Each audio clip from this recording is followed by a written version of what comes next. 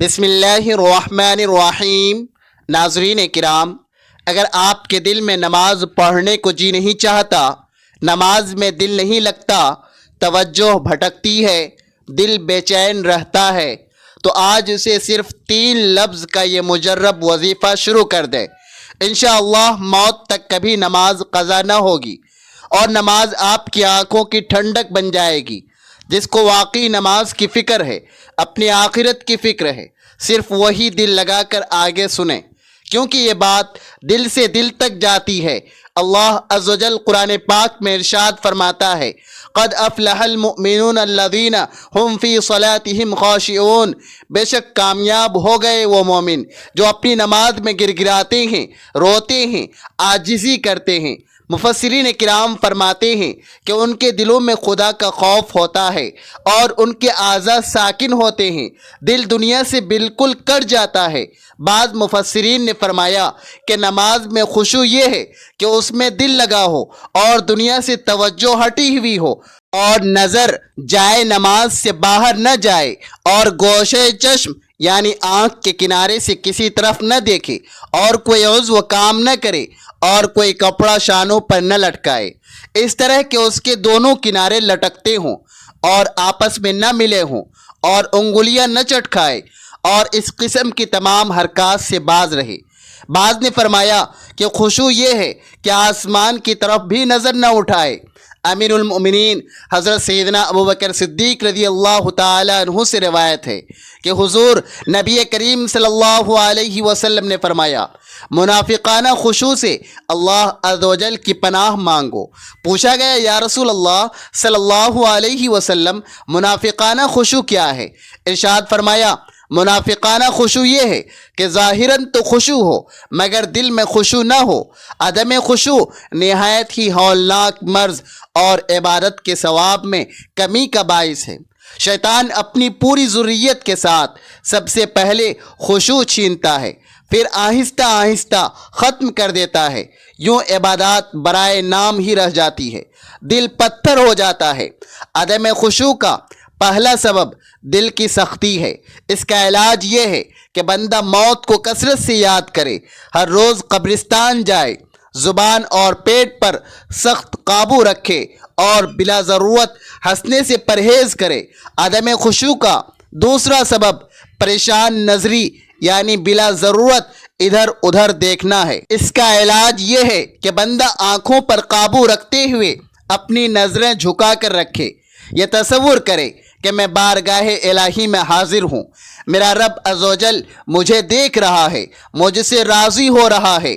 عدم خشوع کا تیسرا سبب ذہن میں فضول خیالات اور بیجا فکریں ہیں۔ اس کا علاج یہ ہے کہ بندہ بارگاہ الہی میں حاضری کے وقت اپنے اندر یکسوئی پیدا کرے اور اس سے نجات کے لیے بارگاہ الہی میں رو رو کر دعا بھی کرے۔ عدم خشوع کا چوتھا سبب بارگاہ الہی میں حاضر ہونے کے آداب سے لا علمی ہے۔ اس کا علاج یہ ہے کہ بندہ بارگاہ الہی میں حاضر ہونے کے آداب اچھی طرح سیکھے، ایسے نیک لوگوں اور اللہ والوں کی صحبت اختیار کرے جو بارگاہ الہی کے آداب سے خوب واقف ہے۔ ان کی ایک نگاہ دل بدل دیتی ہے۔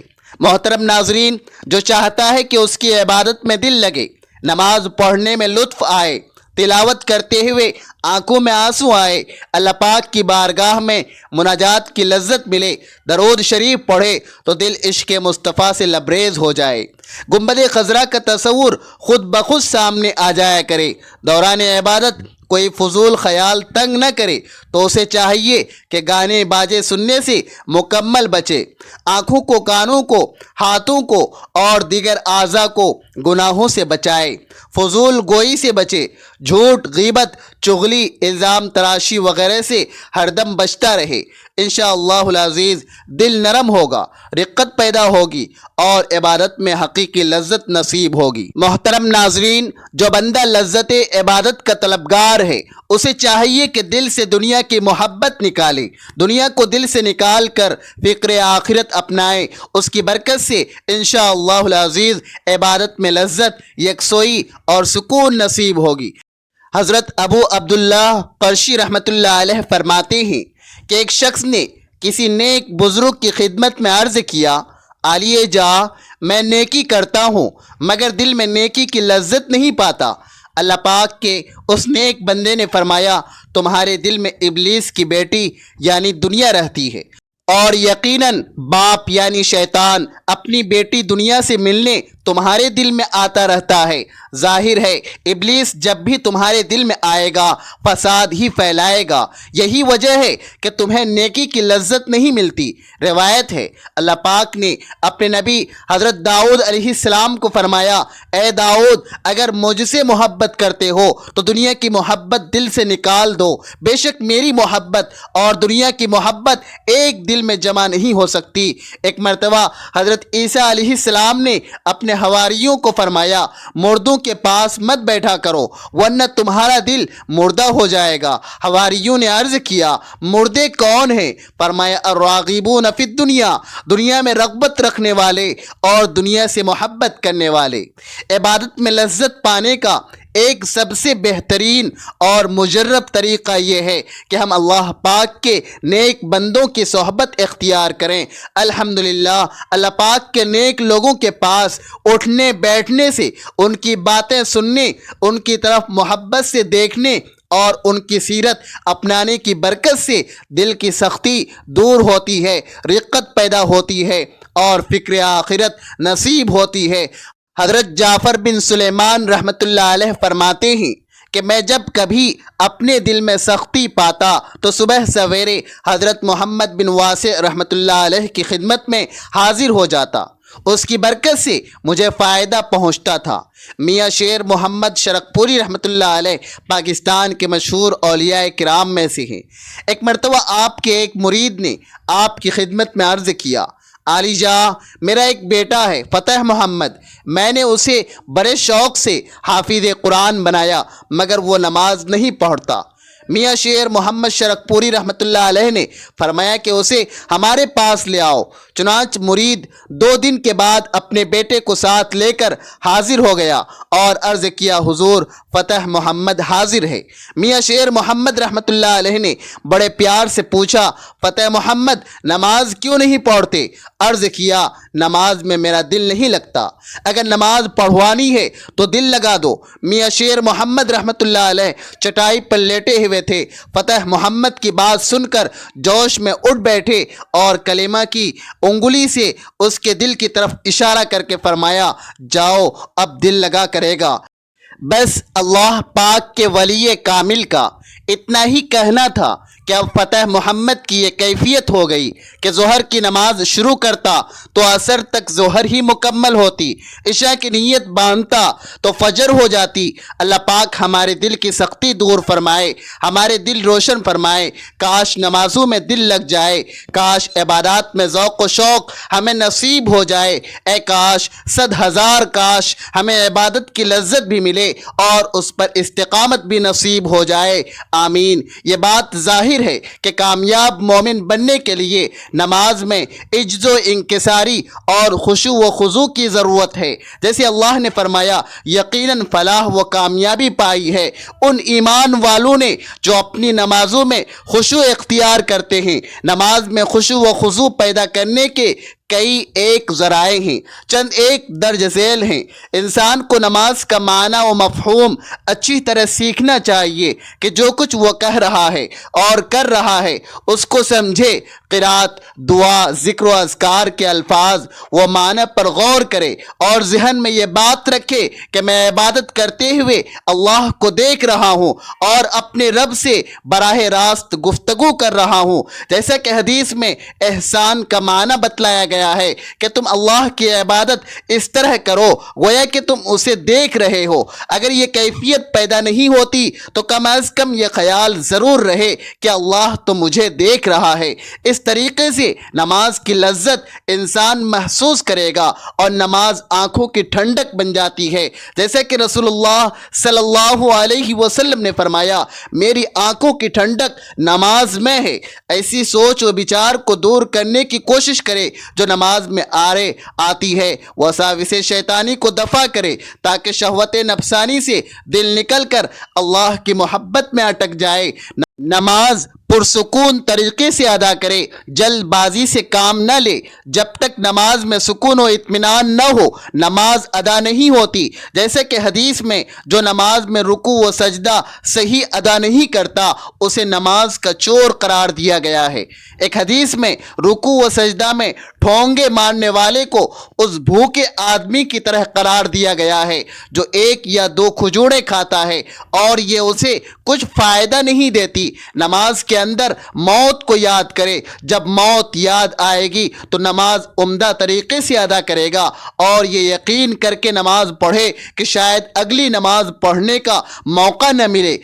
जैसा कि मुस्नद अहमद इब्न माजा में हदीस है कि नमाज की दुआएं और अज़कार ज़्यादा से ज़्यादा याद करें और मुख्तलिफ नमाज में मुख्तलिफ दुआएं और अज़कार जो हदीस सही में वारिद हैं पढ़े, क्योंकि एक मुख्तसर सी दुआ जो याद की होती है वह आदमी की आदत और रूटीन में आ जाती है। फिर ज़ुबान पर विर्द तो जारी होता है लेकिन दिल फ़िक्र से खाली होता है। यानी हमारी नमाज बतौर आदत होती है, इबादत नहीं। जब नमाज के अज़कार मुख्तलिफ याद होंगे और बदल बदल कर पढ़ेगा तो नमाज में ध्यान और तवज्जो रहेगी और खुशू व खुजू हासिल होगा। अगर नमाज में वसवसा आ जाए तो अपने बाएं जानिब 3 मरतबा हल्का थूक कर आऊज़ बिल्लाह पढ़ लें। इस तरह शैतान जो नमाज को भुला देता है उसका एजाला हो जाएगा इंशाअल्लाह। जिस जगह नमाज अदा करे नक्शो निगार तस्वीर वगैरह न हो, क्योंकि ये अशिया नमाज से तवज्जो हटा देती है। अच्छे लोगों की सोहबत इख्तियार करें ताकि नेकी की रग़बत हो और बुरे लोगों की सोहबत से इज्तिनाब करें। अगर हाजत तंग कर रही है तो पहले हाजत को जाए फिर नमाज अदा करें। पेशाब या पाखाना रोक कर नमाज पढ़ना दुरुस्त नहीं। नींद का गलबा हो तो पहले नींद पूरी कर लें फिर नमाज पढ़ें। गुफ्तगू करने वाले आदमी के पीछे खड़े होकर नमाज न पढ़ें, क्योंकि उसकी गुफ्तगू भी नमाज से गाफिल करने का बाइस हो सकती है। दौरान नमाज नज़र इधर उधर न घुमाएं। इसी तरह कभी रात का क़याम किया करें और अगर मुमकिन हो तो मामूल बना लें, इससे भी खशियत इलाही नसीब होती है।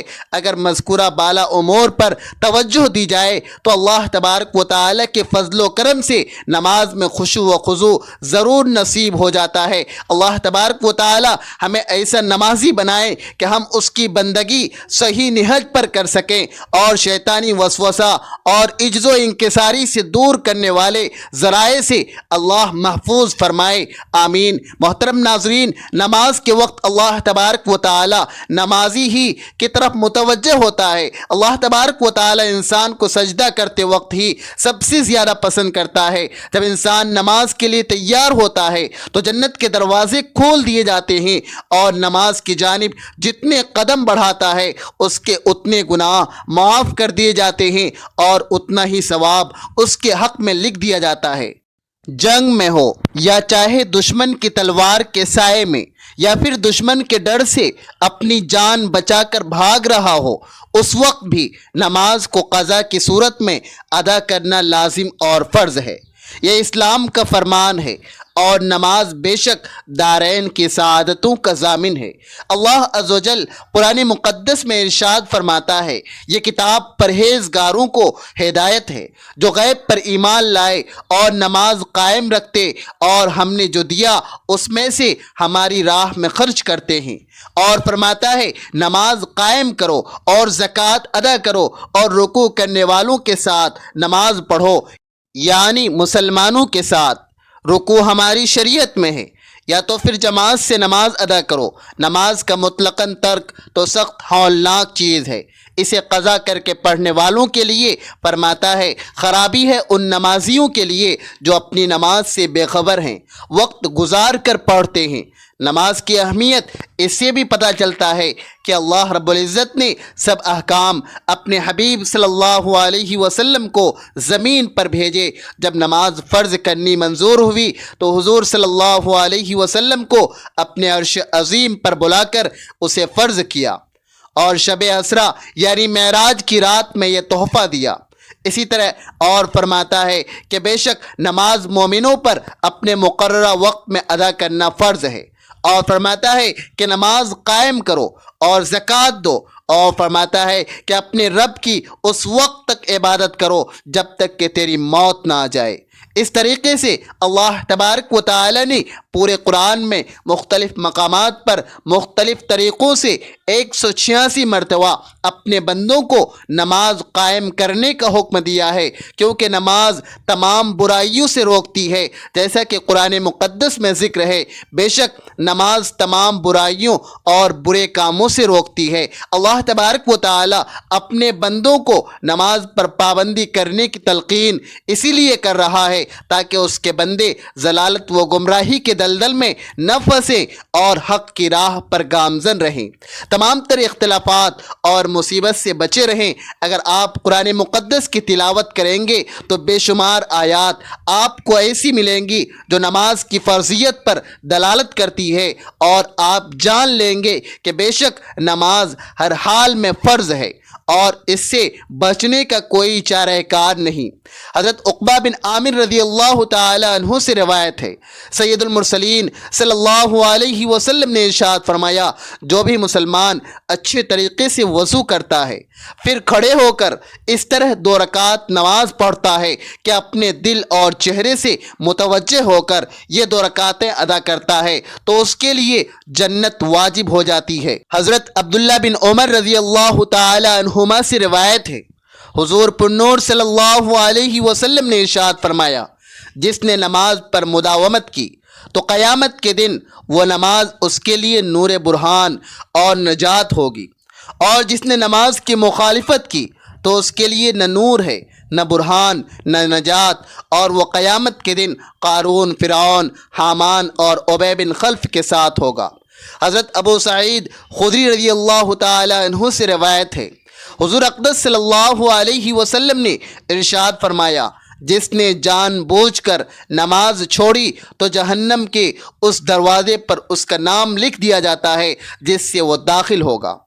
حضرت انس بن مالک انصاری رضی اللہ تعالی عنہ جو کہ حضور نبی اکرم صلی اللہ علیہ وسلم کے صحابی اور خادم خاص تھے، فرماتے ہیں کہ حضور نبی اکرم صلی اللہ علیہ وسلم کے مرض وصال میں حضرت ابوبکر رضی اللہ تعالی عنہ لوگوں کو نماز پڑھاتے تھے، چنانچہ پیر کے روز لوگ صفیں بنائے نماز ادا کر رہے تھے کہ اتنے میں حضور صلی اللہ علیہ وسلم نے حجرے مبارک کا پردہ اٹھایا اور کھڑے کھڑے ہمیں دیکھنے لگے۔ اس وقت آپ صلی اللہ علیہ وسلم کا چہرے انور قرآن کے اوراق کی طرح معلوم ہوتا تھا۔ جماعت کو دیکھ کر آپ صلی اللہ علیہ وسلم مسکرائے۔ آپ صلی اللہ علیہ وسلم کے دیدار انور کی خوشی میں قریب تھا کہ ہم نماز توڑ دیں۔ حضرت ابوبکر صدیق رضی اللہ تعالی عنہ کو خیال ہوا کہ شاید آپ صلی اللہ علیہ وسلم نماز میں تشریف لا رہے ہیں، اسی لیے انہوں نے ایڑیوں کے بل پیچھے ہٹ کر صف میں مل جانا چاہا، لیکن حضور نبی اکرم صلی اللہ علیہ وسلم نے ہمیں اشارے سے فرمایا کہ تم لوگ اپنی نماز پوری کرو۔ پھر آپ صلی اللہ علیہ وسلم نے پردہ گرا دیا اور اسی روز آپ صلی اللہ علیہ وسلم کا وصال ہو گیا۔ محترم ناظرین، اب چلتے ہیں وظیفے کی جانب۔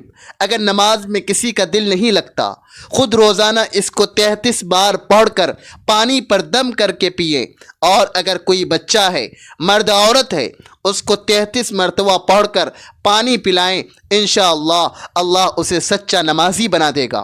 کھانے پینے پر دم کر کے انہیں کھلائیں پلائیں، انشاءاللہ نمازی ہو جائے گا۔ اگر کوئی چاہتا ہے کہ میری نماز جو ہے وہ پرتاثیر ہو جائے، پر نور ہو جائے، میں جو دعائیں کروں اللہ مقبولیت عطا فرمائے، تو روزانہ 5 مرتبہ یہ پڑھ کے دعا کرتا رہے۔ یہ 103 نمبر آیت ہے، سورۃ النساء اس کا حصہ ہے۔ فَإِذَا قَضَيْتُمُ الصَّلَاةَ فَاذْكُرُوا اللَّهَ قِيَامًا وَقُعُودًا وَعَلَى جُنُوبِكُمْ فَإِذَا اطْمَأْنَنْتُمْ فَأَقِيمُوا الصَّلَاةَ إِنَّ الصَّلَاةَ كَانَتْ عَلَى الْمُؤْمِنِينَ كِتَابًا مَوْقُوتًا۔ آپ یہ دیکھیں کہ الفاظ کو سمجھ کے پڑھیں گے، اور انشاءاللہ یہ 2 جملے لیکن اللہ نے خود کہا ہے کہ جب مطمئن ہو جاؤ پھر جاؤ میرے آگے، یہ نہیں کہ تھکے ہوئے ہو، نیند میں ہو، بھوک میں ہو، نماز اس حالت میں بھی نہیں پڑھنی، اپنے آپ کو فریش کر کے نماز پڑھیے، پھر آپ اللہ سے مانگیں۔ یہ آپ اللہ سے باتیں کر رہے ہیں، انشاءاللہ اس سے آپ کو ضرور ملے گا۔ اور آپ یہ 2 مرتبہ پڑھ کے جتنے دن پڑھیں، کم از کم 11 دن پڑھیں، اللہ تبارک و تعالی آپ کی نماز میں سکون لے آئے گا، نماز میں آپ کا دل لگے گا، خشوع لے آئے گا، خضوع لے آئے گا۔ آپ اس آیت کو سمجھ لیں، انشاءاللہ اطمینان بھی آپ کو حاصل ہوگا۔ جس کو یہ نماز سے پہلے جو ایک بار یہ پڑھ کے نماز پڑھے گا، یا قرآن سے پہلے، تلاوت سے پہلے، نوافل سے پہلے، کسی بھی عبادات سے پہلے، چاہے حج ہے، عمرہ ہو، طواف ہو، سعی ہو، اس سے پہلے آپ صرف ایک بار پڑھ لیں اور پھر سینے پر پھونک لیں تو اچھا ہے۔ اس کے بعد جو بھی عبادت کریں گے اس میں آپ کو سکون حاصل ہوگا، اطمینان حاصل ہوگا۔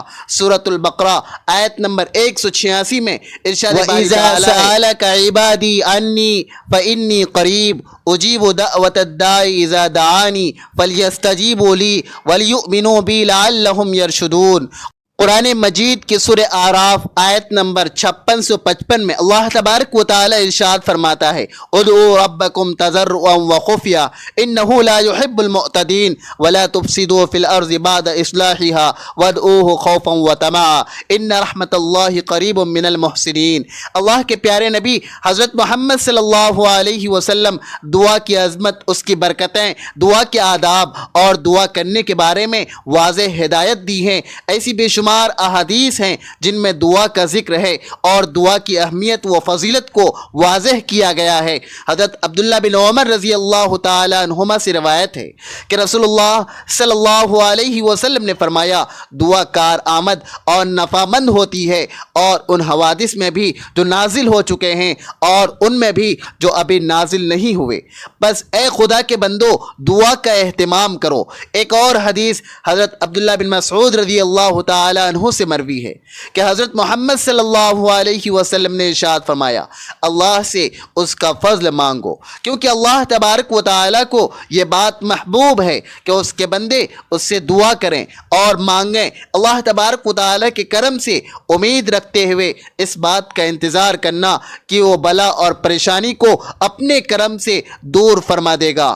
ناظرین کرام، حضرت ابو ہریرہ رضی اللہ تعالی عنہ سے روایت ہے، حضرت صلی اللہ علیہ وسلم نے ارشاد فرمایا، اللہ کے یہاں کوئی چیز اور کوئی عمل دعا سے زیادہ عزیز نہیں۔ اے اللہ رب العزت، اے ساری کائنات کے شہنشاہ، اے ساری مخلوق کے پالنے والے، اے زندگی موت کا فیصلہ کرنے والے، اے آسمانوں اور زمینوں کے مالک، اے پہاڑوں اور سمندروں کے مالک، اے انسانوں اور جناتوں کے معبود، اے عرش اعظم کے مالک، اے فرشتوں کے معبود، اے عزت اور ذلت کے مالک، اے بیماروں کو شفا دینے والے، اے بادشاہوں کے بادشاہ، اے اللہ، ہم تیرے گنہگار بندے ہیں، تیرے خطا کار بندے ہیں، ہمارے گناہوں کو معاف فرما، ہماری خطاؤں کو معاف فرما۔ اے اللہ، ہم اگلے پچھلے صغیرہ کبیرہ سبھی گناہوں، خطاؤں اور نافرمانیوں کی معافی مانگتے ہیں۔ اے اللہ رب العزت، ہم اپنے گناہوں سے توبہ کرتے ہیں، ہماری توبہ قبول فرما۔ اے اللہ، ہم گنہگار ہیں، سیاہ کار ہیں، بدکار ہیں، تیرے احکام کے نافرمان ہیں، ناشکرے ہیں، لیکن میرے معبود تیرے نام لیوا بندے ہیں، تیری توحید کی گواہی دیتے ہیں۔ تیرے سوا کوئی عبادت کے لائق نہیں، تیرے سوا کوئی بندگی کے لائق نہیں، تیرے سوا کوئی تعریف کے لائق نہیں۔ ہمارے معبود، ہمارے گناہ تیری رحمت سے بڑے نہیں ہیں، تو اپنی رحمت سے ہمارے گناہوں کو، ہمارے صغیرہ کبیرہ تمام گناہوں کو معاف کر دے۔